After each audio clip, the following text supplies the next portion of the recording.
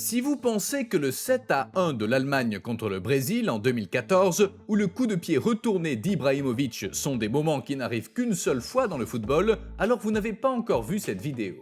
Aujourd'hui, on vous présente des événements qui d'une part sont encore plus improbables que ceux que nous venons de mentionner et qui d'autre part ne se reproduiront probablement jamais.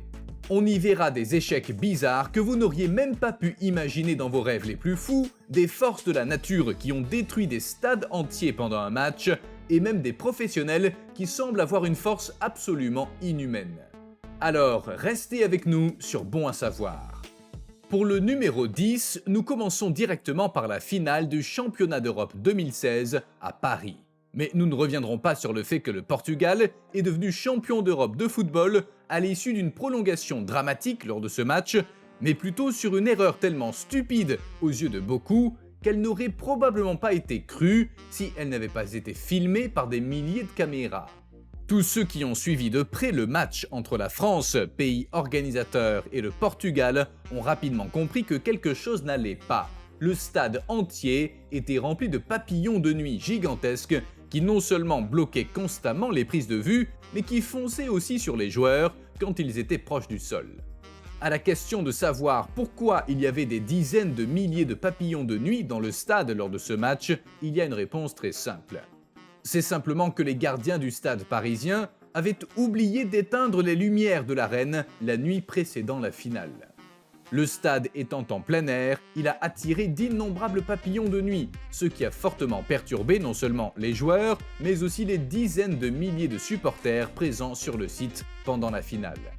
La 9e place est consacrée à un événement qui se produit assez souvent dans le football, mais cette fois-ci, il était si extraordinaire qu'il ne se reproduira probablement jamais.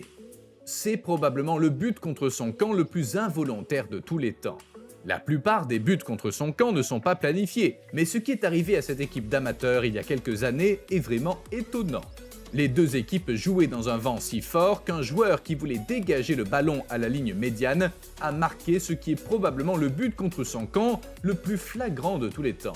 À plus de 40 mètres, le ballon a été dirigé par le vent contre la direction du tir, de sorte que même le gardien n'a eu aucune chance. Nous allons ensuite en Tanzanie, où il s'est passé ce qui suit lors d'un match il y a quelques années.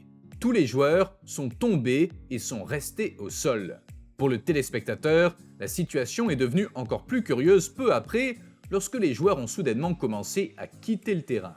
Au début, il n'était pas évident de comprendre pourquoi les 22 professionnels se comportaient de manière si étrange. Que s'est-il donc passé ? De nulle part, le stade entier a été attaqué par un gigantesque essaim d'abeilles qui s'est attaqué à tout ce qui ne pouvait pas se mettre à l'abri assez rapidement. En fait, de telles infestations d'abeilles sont monnaie courante en Tanzanie, ce qui explique pourquoi la plupart des joueurs et des spectateurs se sont allongés d'abord à plat sur le sol, puis ont couvert le plus possible leur corps et donc leur surface d'attaque.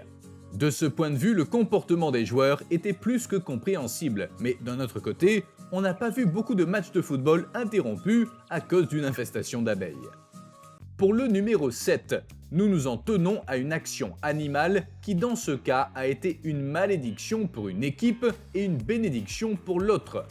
Il y a de nombreuses années, alors que deux équipes de 3e division argentine jouaient pour la promotion, l'équipe au maillot bleu était déjà impatiente de marquer son 4e but. Mais l'incroyable s'est produit et l'équipe en rouge a été frappée par un véritable miracle. Sans crier gare, un chien du bloc des supporters est entré sur le terrain et a couru devant le but exactement au bon moment. L'adage selon lequel le chien est le meilleur ami de l'homme est bel et bien vrai dans ce cas, même si ce n'est que pour l'équipe en rouge.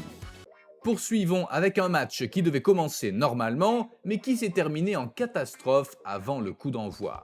Alors que tout le monde s'attendait à un bon match en Bolivie 2021, ses espoirs ont été anéantis avant même que l'équipe ne soit sélectionnée. Sans crier gare, le terrain est soudain balayé par une tornade qui a emporté tout ce qui n'était pas fixé au sol. Non seulement l'ensemble du terrain a été secoué, mais certains joueurs en ont perdu leur veste. Heureusement, personne n'a été blessé dans l'incident, mais tous les joueurs ont dû avoir une bonne frayeur. Vient ensuite le championnat néerlandais où un accident s'est produit au stade NEC Nijmegen 2021 qui n'aurait jamais dû se produire car il aurait pu avoir de graves conséquences pour la santé de dizaines de personnes. Après la victoire de l'équipe visiteuse de Vitesse qui a voulu fêter ça avec ses fans, il s'est passé quelque chose que personne n'avait prévu. Alors que les supporters visiteurs sautaient dans les tribunes et chantaient la victoire, une partie des tribunes s'est soudainement effondrée et a fait une chute de quelques mètres. Ce qui a d'abord été un choc s'est avéré inoffensif peu après, heureusement, puisque tous les fans sont restés indemnes. Lorsque les joueurs sur le terrain s'en sont aperçus, ils ont non seulement été très soulagés, mais ils ont même continué la fête peu après, car ils avaient désormais 2 raisons de se réjouir. La raison pour laquelle la tribune était si instable n'est cependant pas tout à fait claire à ce jour. En comparaison, ce qui s'est passé en 2010 au Metrodome Stadium de Minneapolis est beaucoup plus extrême. À l'époque, le Metrodome était l'un des stades polyvalents les plus modernes et les plus réputés, accueillant une grande variété d'événements sportifs et pouvant accueillir jusqu'à 64 000 supporters de football. Jusqu'au 11 décembre 2010, date à laquelle une catastrophe a frappé le Metrodome, qui a heureusement pas fait de victimes, mais a causé des dégâts dont les opérateurs ont eu beaucoup de mal à se remettre. Le toit du stade s'est effondré de manière inattendue. En effet, une couche de neige d'1 mètre d'épaisseur s'était accumulée sur le toit pendant des jours, et à un moment donné, elle est devenue si lourde qu'elle a provoqué l'effondrement du stade. Bien que ces chutes de neige extrêmes ne soient pas inhabituelles dans la région, la plupart des gens ont été choqués par la rapidité avec laquelle le stade a cédé à la charge. Pour le numéro 3, nous nous intéressons au football américain et à un joueur qui semble avoir trop de pouvoir pour ce sport. Il s'agit de la star américaine Jimmy Graham, qui était sous contrat avec les New Orleans Saints jusqu'en 2014. Là, il avait la réputation d'être non seulement un joueur rapide, mais aussi particulièrement fort. Cette réputation, il l'a particulièrement prouvée en 2014 lorsqu'il s'est accroché au poteau de but, pourtant très stable et très lourd, après un touchdown. Or, de manière tout à fait inattendue, les poteaux se sont effondrés sous cette charge, ce qui a entraîné un arrêt prolongé du jeu. Monsieur Graham, qui a d'ailleurs dû payer une amende de 30 000 $ pour cela, n'est cependant pas la première personne à avoir connu ce désagrément.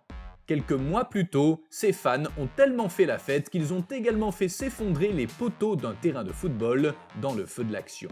Nous arrivons ensuite à un incident qui est non seulement incroyablement improbable, mais malheureusement aussi extrêmement dangereux. La probabilité d'être frappé par la foudre est de 1 sur 6 millions.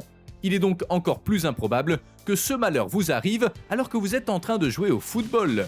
Cependant, ces 2 joueurs n'ont pas été très chanceux puisqu'ils ont été frappés par la foudre sur le terrain au même moment en 2010.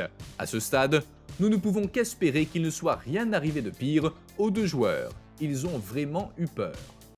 En première position, nous avons un autre échec issu de la première ligue japonaise que le joueur a peu de chances de reproduire. Il s'agit du Brésilien Anderson Lopez qui a marqué un but important lors d'un match à l'extérieur en 2019.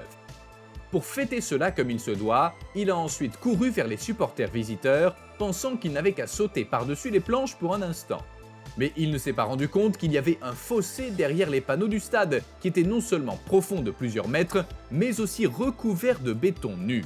Lopez est sauté par-dessus les planches dans toute son exubérance, avant d'atterrir très violemment peu de temps après. Alors que ses coéquipiers se demandaient d'abord où Lopez était passé, ils l'ont rapidement trouvé se tordant de douleur sur le béton du fossé et il a dû être soigné par les ambulanciers. Bien qu'il n'ait été que légèrement blessé au cours de l'action, il ne sautera probablement plus jamais par-dessus une rambarde. Et voilà pour notre vidéo des 10 moments de football qui ne se reproduiront probablement jamais. Dites-nous en commentaire quel moment vous a le plus impressionné et n'oubliez pas de vous abonner pour plus de contenu passionnant. À bientôt sur Bon à savoir.